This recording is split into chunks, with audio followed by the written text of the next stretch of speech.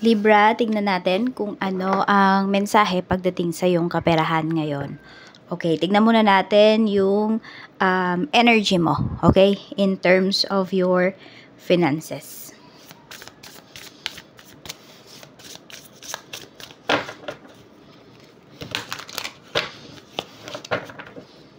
Energy po ni Libra in terms of finances, Spirit Guide.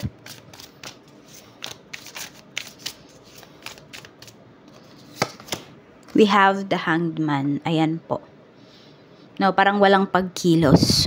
Walang nangyaring progress sa inyo pong taon. Ayan no, 12. Number 12 tayo dito. So, pwedeng isang taon, no? Na parang hindi nyo na-feel yung progress sa inyong kaperahan. So, parang kung ano yung, diba, nung 2023, kung ano po yung sitwasyon ninyo. Some of you nga, hindi lang yan 12 months eh. Pwedeng 12 years. Ganun katagal. No, na parang walang galaw, walang pagbabago sa kaperahan po ninyo. Pwedeng mayroon pero sobrang maliit lang. Minimal lang talaga yung nangyayaring pagbabago. So, ayan po, parang kasing hindi kayo makakilos. Marami kayong inuuna, marami kayong sinasacrifice in terms of your finances. Na pwedeng nakakalimutan nyo po yung inyong sarili. Parang puro kayo pagsasakripisyo. Ayan po yung inyong energy ngayon. Or for the last 12 years for some of you. O yung iba na lang sa inyo, sige. 12 months. Ayan po. No? Parang nakabitin lagi yung mga gusto nyong gawin, yung gusto nyong puntahan. Ito po yung inyong energy pagdating sa finances. Okay, mayroon talagang, sabihin natin, may poverty yung iba sa inyo na nararanasan. Some of you naman po, yes, maybe you have a job, you have a good paying job, pero kasi nga marami kayong inuuna. No, marami kayong sinasacrifice at sarili nyo po. Minsan, yung mga pangangailangan ninyo, yung inyong nasasakripisyo. So, tingnan natin ano ba yung current financial status mo. Kamusta naman po ang current financial status, Spirit Guide? Okay, kamusta naman ang pera mo? Pero dito pinapakita, 'di ba, na walang pagkilos. Tignan natin. By the way, energies po ay pwede kayong makaresonate dito sa ating mensahe or hindi. Panoorin nyo yung iba nyong signs. Yung moon, rising, or Venus sign po ninyo. We have Page of Pentacles. So, ang pinapakita kasi dito, parang nagsisimula pa ulit kayo. Ayan po yung current financial status ninyo. Libra, nagsisimula ulit kayo. Actually, marami namang mga opportunities na paparating for you. Page of Pentacles. Yung iba din dito, pwedeng, I don't know kung may nagbalik pag-aaral. Ayan, or pwedeng yun po yung pinag-iipunan ninyo. Kung hindi naman kayo to, pwedeng anak po ninyo. Okay, so pwedeng i-enroll nyo ulit sila sa darating na school year for some of you. So we have Page of Pentacles. Meron kayo ditong bagong pinagkakakitaan. Hindi man siguro ganun kalaki yung kinikita po ninyo, pero you're happy naman. Ayan, tsaka nakapag-focus kayo ngayon. Yan o, diba? Binabalance nyo talaga. Nasabihin natin, kung ito lang yung main source of income ninyo ngayon, is talaga pong pinabudget ninyo as much as possible. Tingnan natin kung ano ba yung pwedeng maganap pagdating sa kaperahan mo. Ano po ang pwedeng maganap pagdating sa kaperahan ni Libra?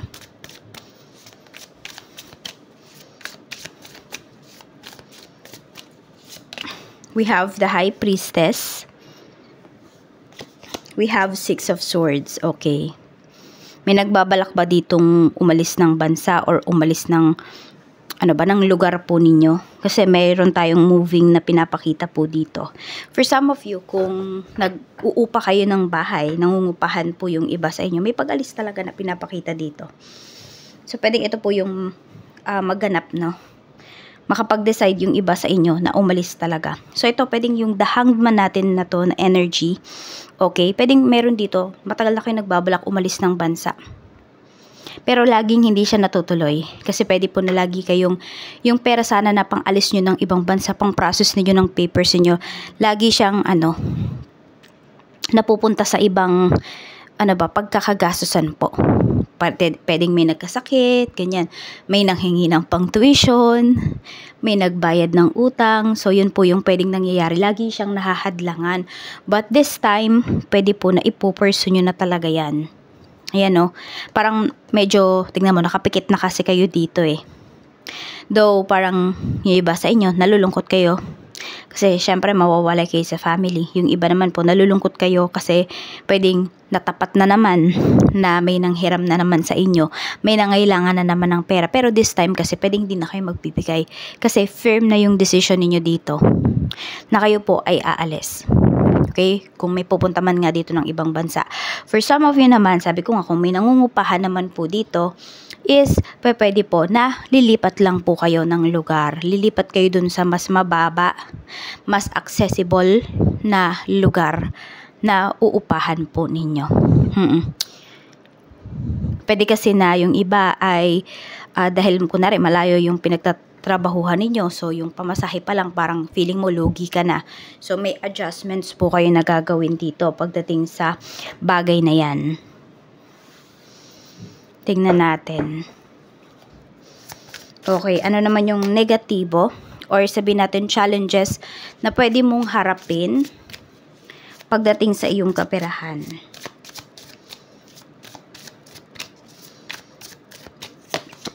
We have 2 of Pentacles. So, ito din yun eh. May kaugnayan din dito. Yung nagdadalawang isip ka nga kung itutuloy mo ba o hindi. Pero sinabi ko naman sa inyo, firm naman yung decision ninyo dito. So, it's up to you na lang talaga kung magiging firm pa rin ba yung inyong decision. Tignan natin. We have 5 of Wands. Negatibo, Spirit Guide. King of Cups. Okay.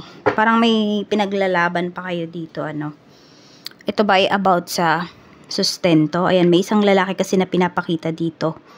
So, kung kayo ay single mom, single dad, pwedeng hindi lang po talaga isang trabaho yung nyo, yung gawin ninyo or isang side hustle. I mean, need nyong mag-side hustle for some of you. Kaya lang nahihirapan kayo dito. Meron ba dito kayo yung nagpaaral sa sarili nyo? Kasi pwedeng ito, tatay mo to. Tapos tignan mo, nakapikit siya. Ito yung parang tiniis niya kayo. May tao dito na tinitiis ka. Okay? So ngayon, pwedeng yun. Ikaw din dito, may tinitiis ka na rin. Ikaw, tiniis ka before, or titiisin ka ng taong to ngayon. Ikaw din, magmamatigas ka na dito. So, merong tao dito na naging selfish or magiging selfish pala.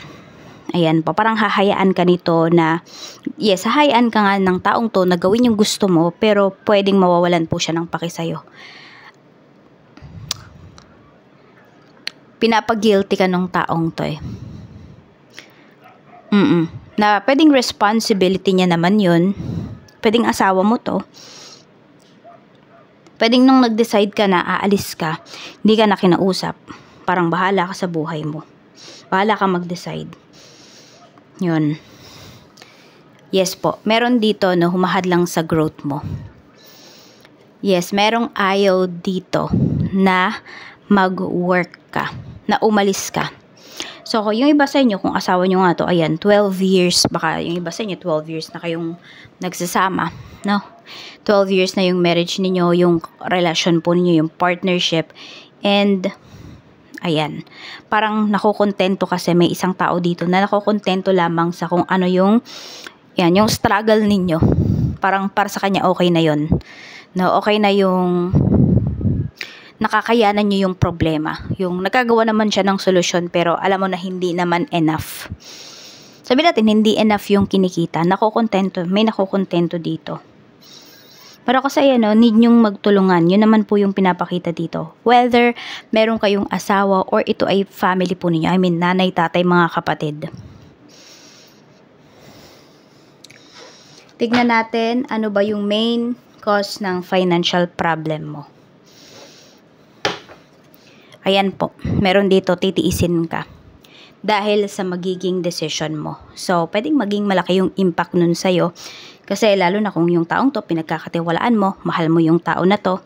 Pero kasi sabi ko nga, need mong maging firm dito sa decision mo. Kasi kung hindi ka pa magiging firm sa mga decisions mo, kung hindi ka pa a-action, dahang man lagi. Baka another 12 years pa.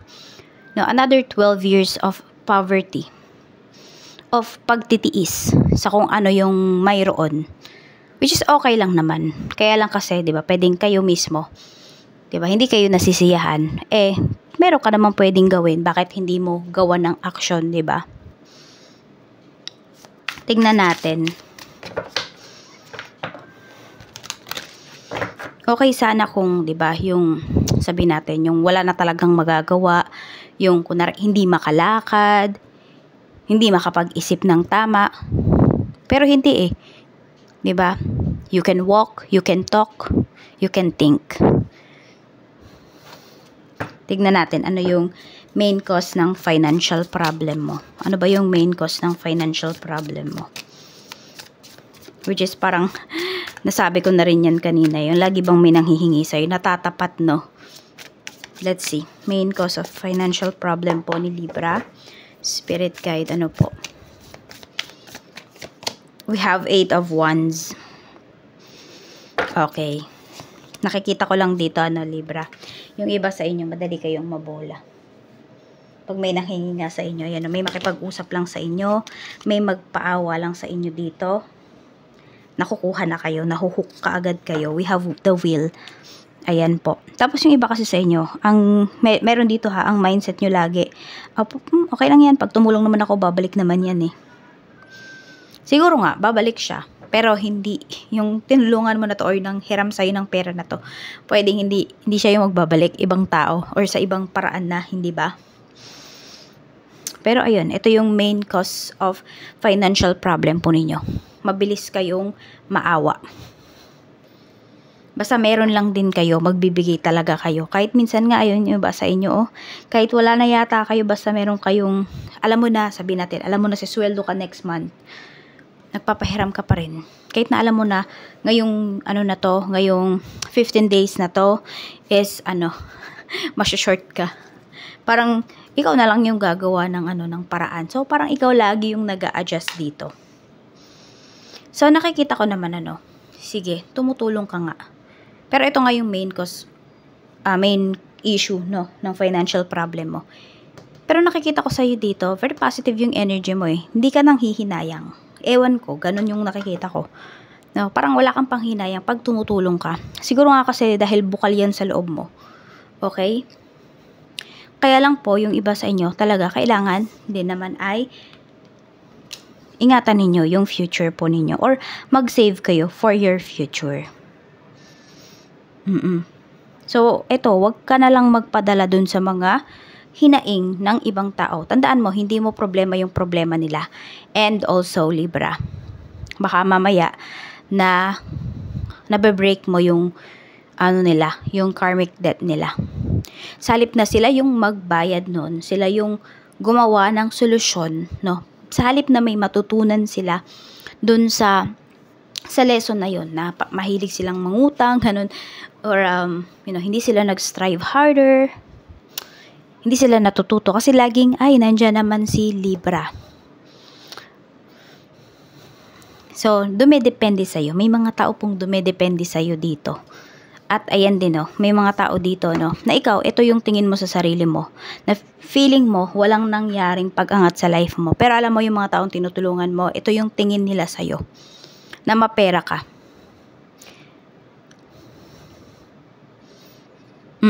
Ayan yung tingin nila sa'yo. Na in a way, na pwedeng nakakaganda, pero pwede rin na hindi.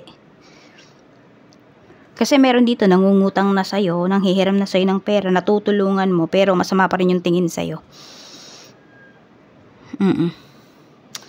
So, tignan natin. Ano yung mga mensahe for you? Mensahe po natin for Libra in terms of finances, spirit guide.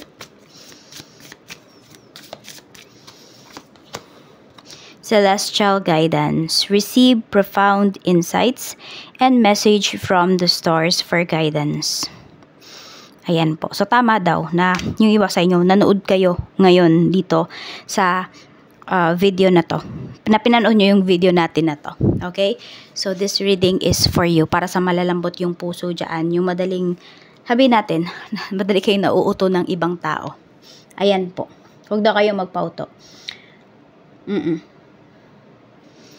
Hindi masamang tumulong, pero dapat alam mo yung limits mo. At yun nga, wag mong hayaan na dumepende sa'yo yung mga tao. Kung sino man yung mga tao na yan na tinutulungan mo. Tingnan natin ano yung mensahe pa po, Spirit Guide.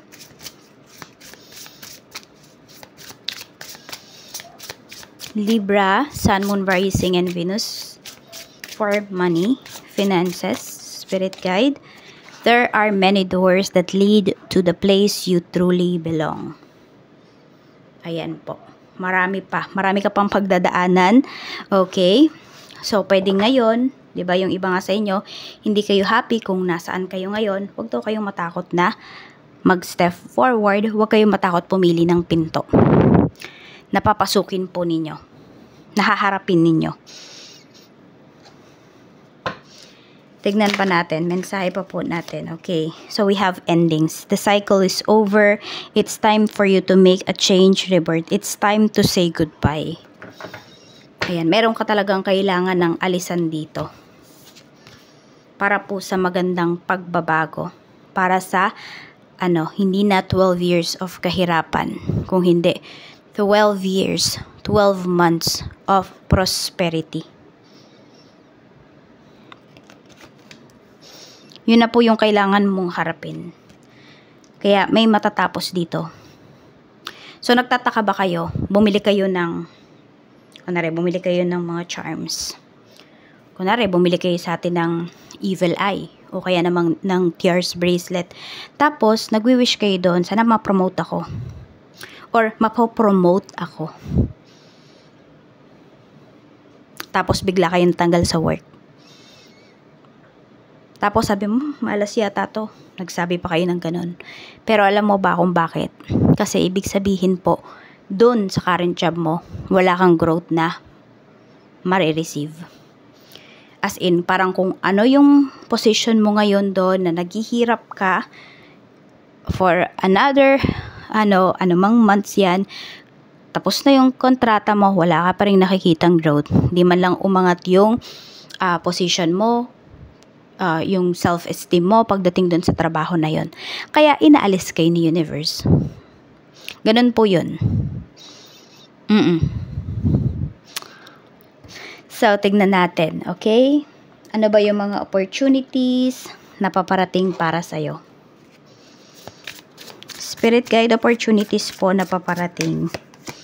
We have empathy. You deeply empathize in your relationships, understanding others' feelings, which strengthen your bond and fosters harmony. So, ayun. Diba? Dati ganyan yung nangyayari eh. Diba? May request sila, pagbibigyan mo. Kaya okay kayo. Pero ngayon, yung iba po, no? Libra, meron dito, hindi ka mapagbibigyan. So, parang, ayun, wala ka na rin sa kanila. Galit na sila sa'yo. Meron po dito magagalit sa'yo kasi pinipili mo na yung sarili mo eh. Pinipili mo yung growth mo. So, tingnan natin ano nga ba ang ayan.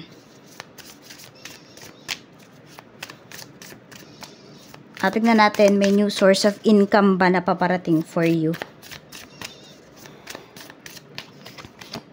The Lovers. Okay. So, ito, pwedeng pagtutulungan nyo po ito ng person mo. Some of you, pwedeng, ayan, ngayon, parehas na kayo magwo-work. Meron naman po dito, pwede na, kung ikaw yung magkakaroon talaga dito ng trabaho, maganda-gandang kita, sa pag-alis mo, pwedeng bibigyan mo siya ng puhunan. So, tignan natin. Okay, we have the Fool. So, sinasabi naman kasi dito, tanongin mo din yung person mo kung ano ba yung gusto niya. Kung negosyo ba yan or gusto niya bang magtrabaho na lang. Kasi pinapakita po dito unending yung mga possibilities para sa inyong dalawa. Ibig sabihin mag-grow pa talaga kayo. Meron kayo ditong magandang mapag-uusapan, magandang plano na pwede nyo pong i-pursue at magbibigay po yun sa inyo ng magandang kita. Tignan natin. Okay. Ano yung mabe-benefit mo towards dito sa sa new source of income na to, or sa business, or sa work. Tignan natin. We have 7 of Cups. Ayan po. Hindi lang sa'yo eh. Even dito sa karelasyon mo, sa family mo. Yung iba sa inyo baka single kayo. Yung dreams nyo po. No? Yung dreams mo ng family mo. Yung dreams nyo ng person mo. Meron dito, pwedeng makapagpatapos po talaga kayo ng inyong mga anak or mga kapatid. Meron din dito, pwedeng magkabahay, magkasasakyan kayo. Sabi nga, unending yung possibilities para sa inyo. Pwedeng sa loob ng 12 years, magawa nyo yan lahat. Some of you naman, sa loob ng 12 months, makuha nyo yan. Which is, di ba parang ang bilis kung bahay, sasakyan, bahay, lupa, sasakyan. Ang bilis, di ba, kung makukuha nyo yan. Pero, posible daw po yan. Posible yan, Libra. Tingnan natin kung may tao ba dito na humahadlang ng growth mo. Okay.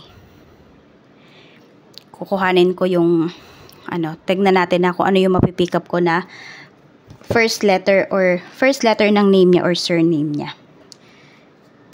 Dali, magme-meditate lang ako for that. Sulat ko para hindi ko makalimutan, okay? This is for Libra Spirit Guide. May X.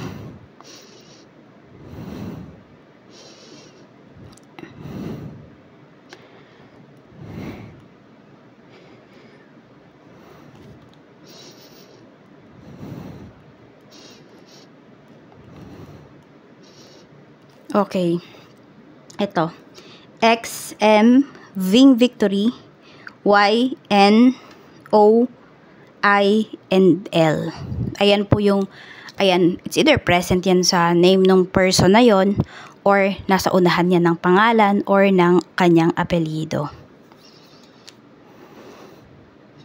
Ayan po yung tao, no? Between 28 to 48, ganyan. 28 to 48 years old yung age niyan. Yung tao na ayaw kang mag-grow or humahadlang sa financial growth mo. Okay? So, cleanse natin yung energy at alisin na din natin kung meron man ng mga tao dito na may mga nasasabi sa'yo against you, against your progress, against your financial, no? Okay, so ito po yung inyong money mantra. Sabihin nyo lang po ito 3 times at i-comment po ninyo. Okay.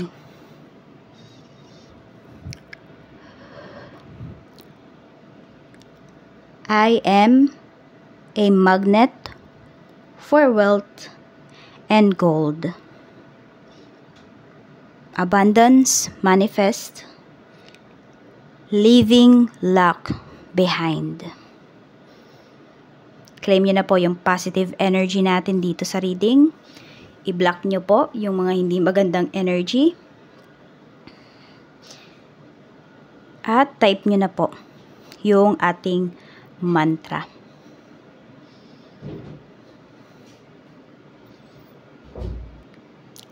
Maraming salamat po, and more blessings and more money to come.